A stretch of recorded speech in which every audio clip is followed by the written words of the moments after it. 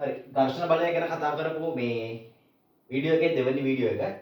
අපි කතා කර හිටියේ මේ ස්වයංසීරු මාරු බලය, සීමාකාරී ඝර්ෂණ බලය සහ ගතික ඝර්ෂණ බලය ගැන.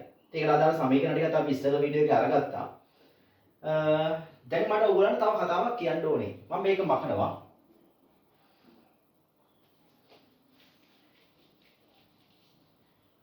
මට කියන්න මේ සීමාකාරී ඝර්ෂණ බලය මෙන්න මෙයා ගතික ඝර්ෂණ බලයට වඩා මොකද වෙන්නේ? සීමාකාරී ඝර්ෂණ බලය ගතික ඝර්ෂණ බලයට මොකද වෙලා තියෙන්නේ? සීමාකාරී ඝර්ෂණ බලය ගතික ඝර්ෂණ බලයට වඩා වැඩිනේ. ගතික ඝර්ෂණ බලයට වඩා සීමාකාරී ඝර්ෂණ බලය වැඩි. මට මේක ලියන්න පුළුවන්. සීමාකාරී ඝර්ෂණ බලය විශාලයි ගතික ඝර්ෂණ බලය. පුළුවන් නෙවෙයි. සීමාකාරී ඝර්ෂණ බලය ගතික ඝර්ෂණ බලයට වඩා වැඩි. සීමාකාරී කියලා කියන්නේ ඒ වෙලාවේ ඇති කර ගන්න පුළුවන් උපරිම ඝර්ෂණ බලය. දැන් මට පුළුවන් සීමාකාරී ඝර්ෂණ බලය වෙනුවට මෙන්න මෙයා ලියන්න. ගතික ඝර්ෂණ බලය වෙනුවට මෙයා ලියන්න. මියු සීමාකාරී වතාවක් R මියු ගතික වතාවක් R. R කියන්නේ අභිලම්බ ප්‍රතික්‍රියාව. මේකට මේක කපලා ගියා. එතන අපිට එනවා මියු සීමාකාරී විශාලයි මියු ගතික පාඩ ලබා දෙන ඝර්ෂණ සංගුණකවල මියු ගතික ඝර්ෂණ සංගුණකයට වඩා සීමාකාරී ඝර්ෂණ සංගුණකය විශාලයි. වැඩි අගයක් එනවා. හරිද?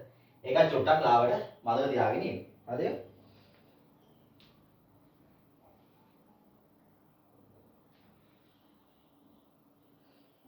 සීමාකාරී ඝර්ෂණ බලයට වඩා ගතික ඝර්ෂණ බලය වඩා වැඩි. සෝරි මේ ගතික ඝර්ෂණ සංගුණකයට වඩා සීමාකාරී ඝර්ෂණ සංගුණකය වැඩි. හරිද?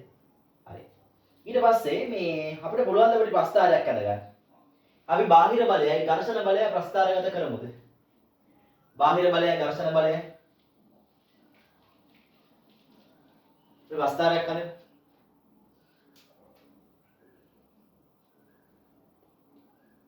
F බාහිර F ඝර්ෂණ බලයයි බාහිර බලයයි F mu කියලා දාමු. ඝර්ෂණ බලය බාහිර බලය. ඔය දේ ප්‍රස්ථාරගත කරමු. 1 2 3 4 5 6 7 8 9 1 2 3 4 5 6 7 මොකෝ උනේ? බිඳුවට බිඳුවයි බිඳුවට බිඳුවයි එකට එකයි දෙකට දෙකයි තුනට තුනයි හතරට හතරයි පාඩ පහයි. ඒ කියන්නේ සරල රේඛීය ප්‍රස්ථාරයක් එනවා.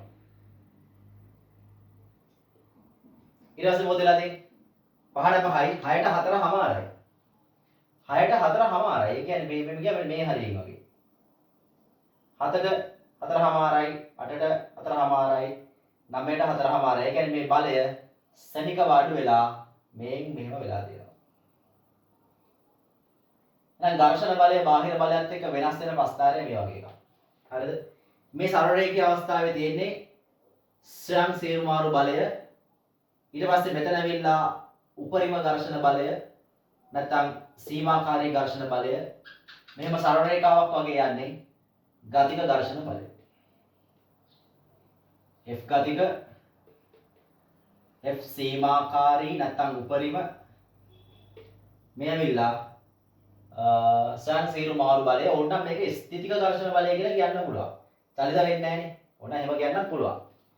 ස්ථිතික ඝර්ෂණ බලය. ස්ථිතිකයි කියන්නේ මේ නිශ්චලයි චලිත වෙන්නේ නැහැ සමතුලිතයි කියන එක. ස්ථිතික ඝර්ෂණ බලය. එහෙම කියන්නත් පුළුවන් හරි. ස්ථිතික ඝර්ෂණ බලය ස්වයංසීරු මාරු බලය. හරි. මෙහා බාහිර බලයට සමානයි.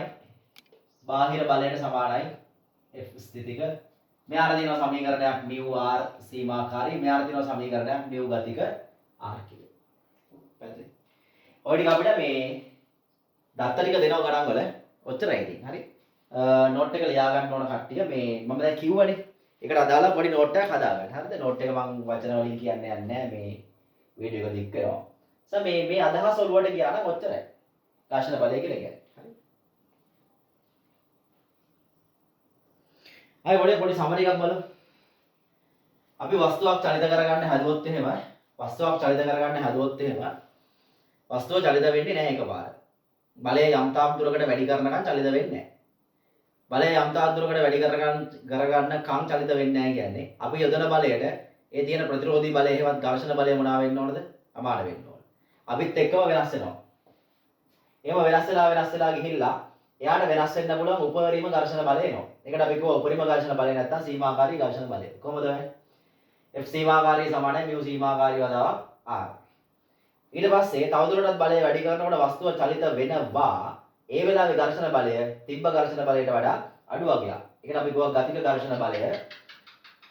ගතික ඝර්ෂණ බලය ගන්නේ කොහොමද? F ගතික සමානයි mu ගතික වදාවක් R. එතන mu සීමාකාරී එකයි mu ගතික සීමාකාරී ඝර්ෂණ සංගුණකෙයි ගතික ඝර්ෂණ සංගුණකෙයි අපිට දෙනවා. හරි? මේ අවස්ථාවේ වස්තුව චලිත වෙන්නේ නැහැ. ඝර්ෂණ බලය බාහිර බලයට සමානයි. මේ වෙලාවේ වස්තුව චලිත වෙන්න පටන් ගන්නවා. තාම චලිත වුණේ නැහැ. පටන් ගන්නවා. චලිත වුණේ නැහැ. පටන් ගන්නවා.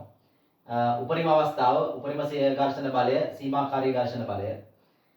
ඊට පස්සේ තියෙන්නේ වස්තුව චලිත වෙන අවස්ථාව මොකද? ගතික ඝර්ෂණ බලය. ඉතින් මේ හැම එකේම මේක නම් බාහිර බලයට සමානයි.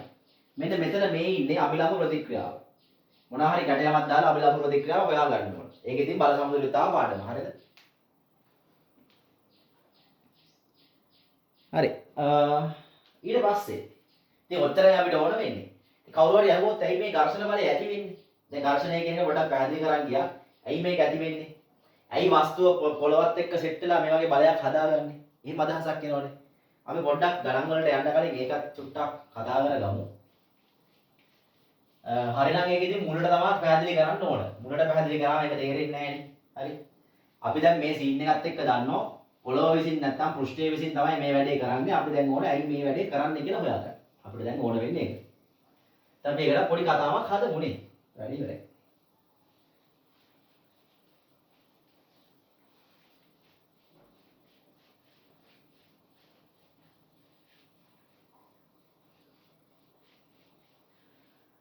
අපි වස්තු සහ පෘෂ්ඨ අරගෙන බලුවොත් එහෙම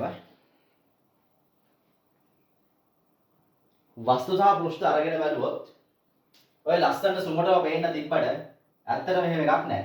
මෙන්න මේ පෘෂ්ඨ තියෙන්නේ මෙන්න මෙහෙම. පොඩ්ඩක් ලං වෙලා බලන්න. ගෙදර බිත්තිය පොළව ලස්සනට තලයක් වගේ පෙවුනට මේ වගේ කඩතොළු තියෙනවා. ඒතර අපි දන්න වස්තුත් ඒ වගේ කඩතොළු තියෙන වස්තු තමයි තියෙන්නේ. ලං වෙලා බැලුවොත් මේ වගේ පොඩි පොඩි කඩතොළු තියෙනවා. දැන් ඇත්තටම පෘෂ්ඨය මත වස්තුව තියෙන්නේ මෙන්න මෙහෙම. දැන් ඔයා කියන්නේ ප්‍රතිරෝධී බලයක් කෙනේ ගන්න නැද්ද? ඇයි මෙතන තියෙනවා රළු පෘෂ්ඨයක් මේකේ රළු පෘෂ්ඨයක් තියෙන්නේ මේ වලවල් වස්සේ යනවා. එහෙම ගන්නත් පුළුවන්. එහෙම නැත්නම් මෙතන තියෙන පරමාණුත් එක්ක ආකර්ෂණ බල හදා ගන්නවා. එහෙම ගන්නත් පුළුවන්. ඒකට හේතු තියෙනවා. මේ වැවිලා තුඩු විදිහට තියෙන්නේ මේ පෘෂ්ඨයට පෘෂ්ඨේ ස්පර්ශ වෙන්නේ නැහැ. මේ ස්පර්ශන ස්ථානවල වර්ගඵලය ඉතා කුඩායි. වර්ගඵලය ඉතා කුඩායි කියන්නේ මේවා මත අධික පීඩන ඇති වෙනවා. අධික පීඩන ඇති වෙනකොට මේ පරමාණු අතර ආකර්ෂණ බලය එන්න පුළුවන්. හරිද? මේවා අතර ඉහළ ප්‍රතික්‍රියා ඇති වෙනවා. හරි? අන්නේ සීන් එක නිසා තමයි ඝර්ෂණ බලය එන්නේ. ඒතර ඝර්ෂණ බලයට වර්ගඵලය බලපාන්නේ නැද්ද? දැන් මේ රූපේ දැක්කම තේරෙන්න ඕන බලපාන්නේ නැහැ. ඇයි ඒ? මෙයාගේ වර්ගඵලය කොච්චර ලොකු වුණත්, පෘෂ්ඨ වර්ගඵලය කොච්චර ලොකු වුණත් මෙයා අනිත් වස්තුවත් එක්ක සෙට් වෙන්නේ සීමිත ස්ථාන කීපයකින් විතරයි. සීමිත ස්ථාන කීපයකින් විතරයි. ඊටු ටික නිකන් තියෙනවා. හරි. මෙයාගේ පෘෂ්ඨ වර්ගඵලය එක්ක සලකුවාම මේ දෙන්න එකට සෙට් වෙලා ඉන්න අවස්ථා තියෙන ඉතා කුඩා ප්‍රමාණයක්. ඒ වෙලෙදි නොදලකා හරින්න පුළුවන්. වර්ගඵලයත් එක්ක ඝර්ෂණය එහෙම සම්බන්ධයක් නැහැ. හරි. එතකොට දැන් මේකේ බර වැඩි වුණා කියනකො mg වැඩි වෙනකොට නැත්නම් මේ අභිලම්බ ප්‍රතික්‍රියාව වැඩි වෙනකොට මේ දෙන්න එකට මූට් වෙන ප්‍රමාණය වැඩි. තද වෙන ප්‍රමාණය වැඩි. ඒතර මෙන්න මේවා අතර පීඩනය තව දුරටත් වැඩි වෙනවා. පීඩනය වැඩි වුණාම එයාලා හදාගන්න බන්ධන නැත්නම් එයාලගේ ගැටුම් ප්‍රමාණය වැඩි, ඝර්ෂණ බලය වැඩි වෙනවා. ඒ නිසා තමයි ඝර්ෂණය සමානුපාතික ප්‍රතික්‍රියාව උනේ. ප්‍රතික්‍රියාව වැඩි වෙනකොට මේ දෙන්න අතර ඇති වෙන පීඩන වැඩි වෙලා ඝර්ෂණ බලය වැඩි කරනවා. හරිද? ඊළඟට ඔයාලට ප්‍රශ්නයක් එයි. මොකක් හරි වෙලා මෙයා සුමට වුණොත්. ඒ කියන්නේ මේ රළු ස්වභාවය අඩු වුණොත්. රළු ස්වභාවය අඩු වෙලා මෙහෙම තිබ්බා කියනවා. දැන් මොකෝ වෙන්නේ? එක්කෙනෙක් රළු වුණා කියලා හරිද අනිත් එක්කෙනා සුමට නම් ඝර්ෂණ බලයක් එන්නේ නැහැ. ඉතින් මෙයාට සෙට් වෙන්න වැටෙන්න වලවල් මේකේ නැහැනේ. හරිද? ගැටිති මේකේ නැහැනේ. ඒතර මෙයාට තියෙන ෂේප් එකේ ඉස්තල යන්න. එහෙනම් ඝර්ෂණය නැත්තම් පෘෂ්ඨ සුමට නම් ඝර්ෂණ බලයක් ඇති වෙන්නේ නැහැ. ඒකේ පෘෂ්ඨ දෙකම සුමට වෙන්න ඕනේ නැහැ. එක පෘෂ්ඨයක් සුමට නම් කොහොමත් වලවල් නැති නිසා අනිත් එකාට වැටෙන්න විදියක් නැහැ. ඝර්ෂණය බිඳුවයි. පෘෂ්ඨ දෙකම සුමට නම් ෂෝක්. කොහොමත් ඝර්ෂණ බලයක් එන්නේ නැහැ. එක පෘෂ්ඨයක් සුමටයි නම් ඒත් ඝර්ෂණ බලයක් එන්නේ නැහැ. ඝර්ෂණ බලයක් එන්න නම් පෘෂ්ඨ දෙකම රළු වෙන්න ඕනේ. පෘෂ්ඨ දෙකම රළු වෙන්න ඕනේ. දෙකම රළු වෙන්න ඕනේ. හරිද? ඒතකොට තමයි ඝර්ෂණ බලය එන්නේ. ඒතර ඝර්ෂණ බලය අවාසිද අපිට වාසිද? වාසිත් තියෙනවා අවාසිත් තියෙනවා. හරි. දැන් හිතන්නකෝ ඝර්ෂණ බලය තිබ්බේ නැහැ කියලා. අපිට පොළොව උඩ ඇවිදින්න පුළුවන්ද? දැන් වාහනේ එහෙම යනකොට ලිස්සනවනේ. ඝර්ෂණ බලය නැතුනොත් එහෙම ලිස්ස තමයි ඉන්න වෙන්නේ. යන්න හම්බෙන්නේ නැහැ. දැන් මේ පෑන මෙහෙම අල්ලන් ඉන්නවා. ඇයි පෑනේ වැටෙන්නේ නැත්තේ? මගේ අතට මේ පෑන හිර වෙලා තියෙන්නේ. ඝර්ෂණ බලය තිබ්බේ නැත්තම් මේ වැටෙනවා. ඉතින් කරන්න පුළුවන්ද? බෑනේ. ඉතින් ඝර්ෂණ බලය තියෙනක වාස සහ අවාසි දෙකම තියෙනවා. දැන් අවාසි ගත්තොත් එහෙම ඔය මොනවා හරි වස්තු එකට ඇතිලෙන තැන්වල හරිද? ඒ වස්තු ගෙවෙන්නේ ඝර්ෂණය නිසා. හරි ඝර්ෂණය තිබ්බ නැත්නම් අවුලක් නැහැ. දැන් මේ අපි වාහනයක එන්ජින් වගේ ගත්තොත් එන්ජින් ඔයිල් ඒව දාන්නේ ඇයි? ඝර්ෂණය අවම කරන්නේ. හරි? හීට් එක උරා ගන්නත් දානවා. සාමාන්‍ය ඝර්ෂණය අවම කරන්නේ. හරි? ඒ කියන්නේ ඒවා තෙල් එහෙම නැතුනොත් එහෙම ගෙවිලා කැඩිලා යනවා. හරි? ඉතින් වාසි සහ අවාසි දෙකම තියෙනවා. හරි? ඉතින් එක්සෑම් එකකට මේ ඝර්ෂණේ වාසි පහක් පිළියන්න එහෙම අහන්නේ නැහැ. හොඳයි. ගණන් හදන්න තමයි පුළුවන්. දැන් ඉතින් මේ සීන් එක පුළුවන් වෙන්න පුරුදු වෙන්න පොඩි ගණන් දෙක තුනක් හදමු. ඉතින් මේකේ මහ ලොකු දේවල් නැහැ. ඝර්ෂණ සංගුණකය දෙනවා. අභිලම්භ ප්‍රතික්‍රියාව හොයාගත්තා. මේ ගාන හදාගෙන ගියා.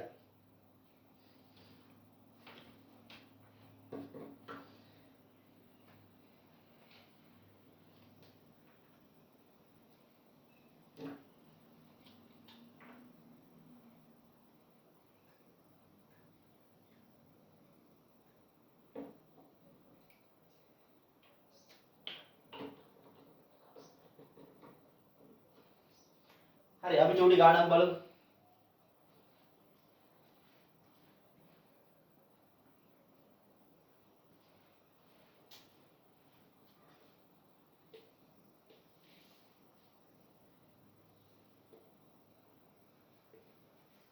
අපි તો මේක 4 කිලෝග්‍රෑම් කියලා. එන පෘෂ්ඨය දෙනවා. මෙයා 4 කිලෝග්‍රෑම්. දැන් මම මතක තියාගන්න අවස්ථා තුනක් තියෙනවා. චලිත නොවන අවස්ථාවක් තියෙනවා. චලිත නොවන අවස්ථාවේ ඝර්ෂණ බලය බාහිර බලයට සමානයි. චලිත වෙන්න හදන අවස්ථාවක් තියෙනවා. එතෙන්ට දාන්න වෙන්නේ සීමාකාරී ඝර්ෂණ බලය. චලිත වෙන අවස්ථාවක් තියෙනවා. එතකොට ගතික ඝර්ෂණ බලය. දැන් මෙයාගේ බර ගණන් කීයද? බර 40යි නිව්ටන් නේ. ස්කන්ධය 4 නම් බර 40යි. ඒතර මේ වෙලාවේ වෙන බල නැති නිසා ඉහළ බල ඉහළට තියෙන බල සමානයි පහළට තියෙන බල.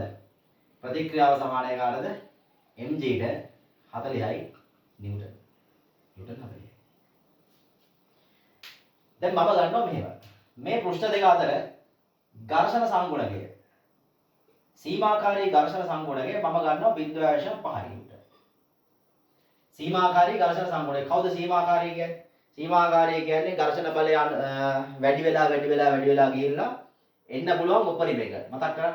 මේම ඇවිල්ලා උපරිම එක. ඒ වෙලාවේ තමයි වස්තුව යනවද නැද්ද කියලා තීරණය කරන්නේ. එතනින් පස්සේ තමයි වස්තුව චලිත වෙන්නේ. එහෙනම් මෙතනින් අපිට හොයාගන්න පුළුවන් වස්තුව චලිත වෙන්න නම් වා දෙන්න ඕන අවම බලය කීයද කියලා. අර මෙහෙම graph එකේ උඩම තැන. graph එකේ උඩම තැන වස්තුව චලිත වෙන්න පටන් ගන්න ඊට පස්සේනේ. මේ බලය හොයාගන්න පුළුවන්. හරි. කොහොම බලන්න. සූත්‍රය මොකද්ද? F සීමාකාරී සමානයි mu සීමාකාරී වදාවක් R. mu සීමාකාරී 0.5 කියන්නේ භාගයයිනේ. ප්‍රතික්‍රියාව 40යි. අභිලම්භ ප්‍රතික්‍රියාව 40යි. සුළු කරාට පස්සේ ඝර්ෂණ බලය 20ක් එනවා. සීමාකාරී ඝර්ෂණ බලය 20ක් එනවා. මොකද්ද මේකේ තේරුම? අපි වල දෙන්නේ සීමාකාරී ඝර්ෂණ බලය. ඒ කියන්නේ මේ වස්තුව චලිත කරන්න නම් අඩුම තරමේ 20ක් දෙන්න ඕන. 20 දී මේ වස්තුව ලිස්සලා යන්න හදනවා. යන්නේ නැහැ. යන්න හදනවා. 21ක් දුන්නොත් ලස්සනට බබා වගේ යනවා. හරිද? 19ක් දුන්නොත් එල්ලෙන්නේ නැහැ. 18ක් දුන්නොත් ඒත් නැහැ. 15ක් කොහොමත් නැහැ නේ. හරි. එහෙනම් මම අහනවා වගේ ප්‍රශ්නයක්. ඔයා දන්නවා සීමාකාරී ඝර්ෂණ බලය 20යි. මට කියන්න මම දෙනවා නිව්ටන් 10ක්. දැන් ඝර්ෂණ බලය කීයද? F කියන එක නිව්ටන් 10යි. දැන් ඝර්ෂණ බලය කීයද? ඔයා දීපු බාහිර බලය නිව්ටන් 10යි. ඝර්ෂණ බලය කීයද? සීමාකාරී ඝර්ෂණ බලය 20යි කියලා දන්නවා. ඒ කියන්නේ චලිත වෙන්න නම් ඔයා අඩුම 20ක් දෙන්න ඕන. 20ට වඩා බාහිර බලය අඩු වුණොත් චලිත වෙන්නේ නැහැ. චලිත වෙන්නේ නැත්තම් මතක් කරන් චලිත වෙන්නේ නැත්තම් බාහිර බලයට ඝර්ෂණ බලය සමානයි අර සියම් සොයම් සීරු මාරු බලය 1ට 1යි 2ට 2යි තිබ්බ අවස්ථාව. දැන් සීමාකාරී ඝර්ෂණ බලයට වඩා දීපු බලය නිව්ටන් 10යි අඩුයි.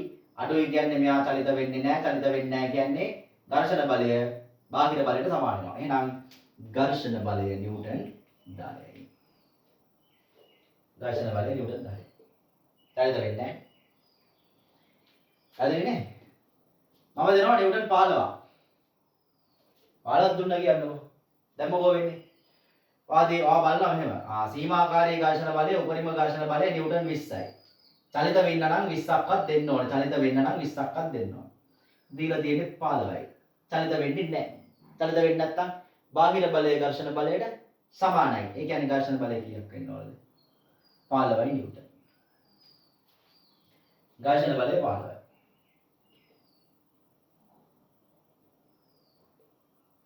ඒක හොයන්න සූත්‍ර ඕනද? සූත්‍ර ඕනේ නැහැ. බාහිර බලයට සමානයිනේ.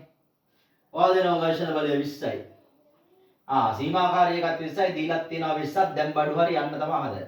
F mu සමානයි ඒත් 20යි ඉතින් යන්න try එකක් දෙනවා.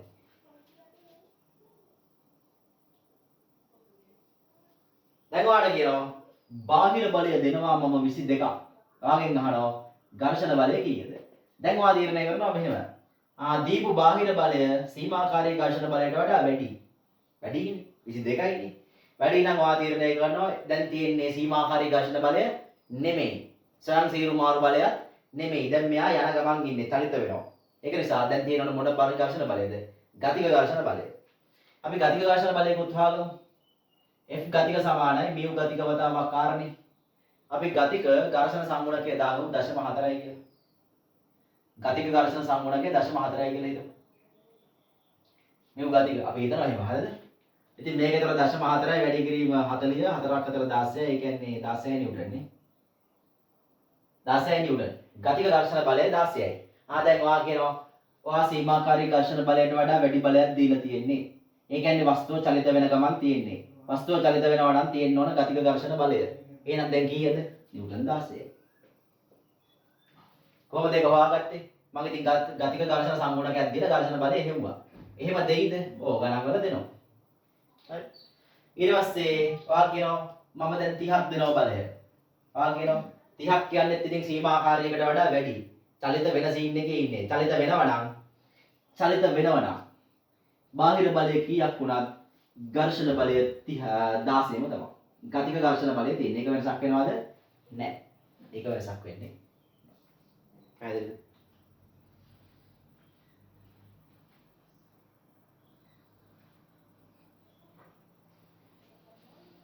අපි තව ගණනක් හදමුද? මේකෙන් අදහසක් ගන්නවද? මම ගණන් ලියවන්නේ නැහැ. මොකද්ද වෙන්නේ කියලා අදහසක් ගන්න. ඒතර ඔයාලට ගණන් හදනකොට මේවා යොදලා ගණන් හදා ගන්න පුළුවන්.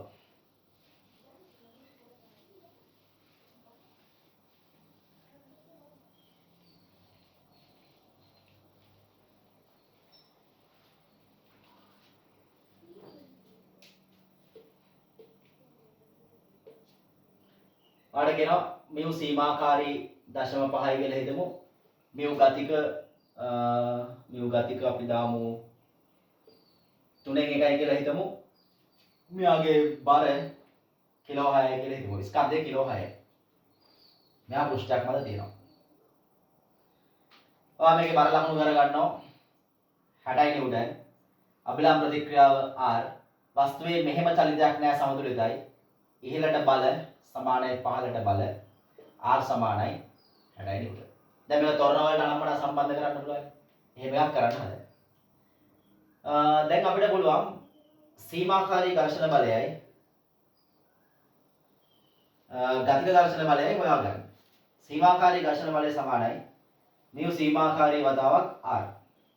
mu සීමාකාරී කියන්නේ භාගයයි R කියලා කියන්නේ 60යි සුළු කරාම නිව්ටන් 30යි. ඒ කියන්නේ මෙයා චලනය වෙන්න අඩුම තරමේ නිව්ටන් 30ක් දෙන්න ඕන. mu ගතික ගන්න පුළුවන්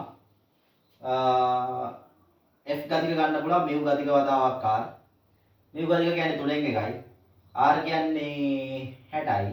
ඒ කියන්නේ නිව්ටන් 20යි. ගතික අවස්ථාවේ ඝර්ෂණ බලය නිව්ටන් 20යි. චලිත වෙන්න නම් අඩුම තරමේ 30ක් දෙන්න ඕන. චලිත වෙනකොට ඝර්ෂණ බලය 20කට අඩු වෙනවා. හරි? ඕකේ. දැන් ඔයාලට කියනවා මෙයා දීලා තියෙනවා මේ පැත්තට නිව්ටන් 40ක්. බාහිර බලයක් විතර නිව්ටන් 40ක් දීලා දෙනවා. වාගෙන් අහනවා මෙයා ලක්වන ත්වරණය කීයද කියලා. දැන් ඔයා තීරණය කරනවා සීමාකාරී ඝර්ෂණ බලයට වඩා මේක දීපු බලය වැඩි. නිව්ටන් 40. සීමාකාරී එක 30යිනේ. ඒ කියන්නේ චලිත වෙන්න නම් අඩුම 30ක් තියෙන්න ඕන. මේක 40ක් දීලා. දැන් එහෙනම් මෙයා යන ගමන් ඉන්නේ. චලිත වෙන වෙලාවේ මෙයාගේ ඝර්ෂණ බලය කීයද? චලිත වෙනවනම් තියෙනවනේ ගතික ඝර්ෂණ බලය. ගතික ඝර්ෂණ බලය නිව්ටන් 20යි. දැන් මේ වස්තුව මත බල හතරක් තියෙනවා. මේ බලය මේ බලයට සමානයි. මෙහෙම චලිතයක් නැති නිසා. සමතුලිත නිසා. හැබැයි මේ පැත්තට නිව්ටන් 40ක් තියෙනවා. මේ පැත්තට තියෙන්නේ නිව්ටන් 20යි. ඒ කියන්නේ මෙයා දැන් අර පැත්තට ත්වරණය වෙන්න ඕන සංප්‍රයුක්ත බලයක් තියෙනවා. කවුද කිව්වේ? නිව්ටන්. කිව්වනේ මේක. නිව්ටන් ගෝ වස්තුවක් මත සංප්‍රයුක්ත බලයක් තියෙනවා නම් මොනවා වෙන්න ඕන කියලාද? ගම්‍යතාව වෙනස් වෙන්න ඕන කියලා. ගම්‍යතාව වෙනස් වීමේ ශීඝ්‍රතාවක් එන්න ඕන කියලා. දැන් ගම්‍යතාව වෙනස් වෙනවා.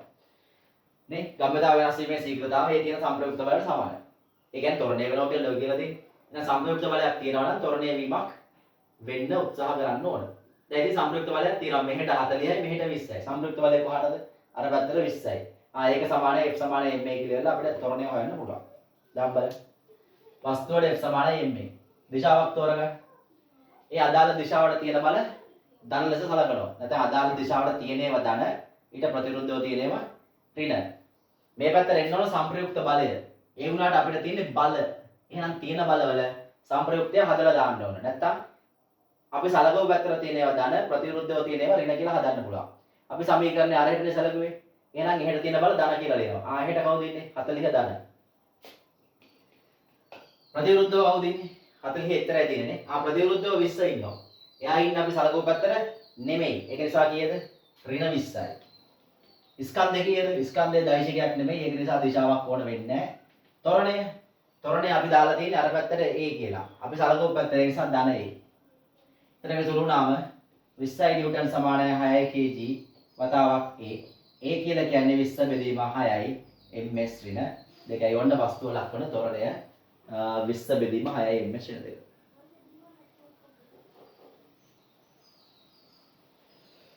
අපි ඔයාලට ගණන් හදන්න පුරුදු කරනවා නෙමෙයි. ගණන් එන්න පුළුවන් මොඩල්ස් පොඩ්ඩක් සංකල්පය වලට දානවා තමයි කරන්නේ.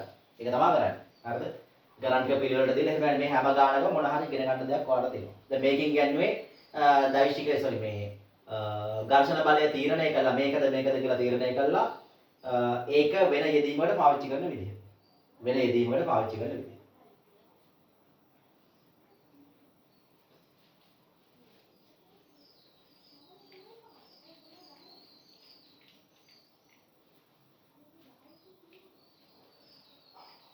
දැන් අපි හිතමු